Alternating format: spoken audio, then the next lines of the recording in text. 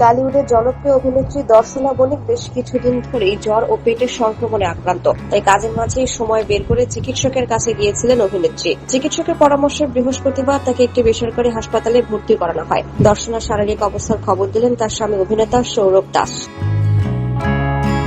হাসপাতালে এখন কেমন আছেন অভিনেত্রী জানতে চাইলে গণমাধ্যমকে অভিনেতা বলেন, তেমন সিরিয়াস কিছু নয়, এখন আগে থেকেই অনেকটাই ভালো আছে। পেটে ব্যথা হচ্ছিল, এই গরমের কারণে হয়তো হবে।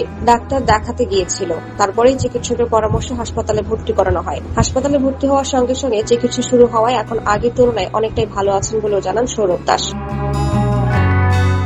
এদিকে দর্শনা বণিক হাসপাতালে ভর্তি হওয়ার খবর দ্রুত সামাজিক মাধ্যমে নেটিজেনদের মাঝে ছড়িয়ে পড়ে। এতে তার ভক্ত অনুরাগীরা রীতিমতো উদ্বিগ্ন হয়ে পড়েন। যদিও সৌরভ দাস অবশ্য অনুরাগীদের আশ্বস্ত করে বলেন, শিগগিরই হয়তো হাসপাতাল থেকে ছাড়া হতে পারে দর্শনাকে। চলতি সপ্তাহে শুক্রবার আসছে পরিচালক দেবালয় ভট্টাচার্যের নতুন সাইকোলজিক্যাল থ্রিলার গোর্কির মা। ক্যামেলিয়া প্রোডাকশনসের ব্যানারে এই সিরিজে কেন্দ্রীয় চরিত্রে অভিনয় করেছেন সৌরভ দাস ও দর্শনা বণিক। আরও আছেন অনন্যা চট্টোপাধ্যায়।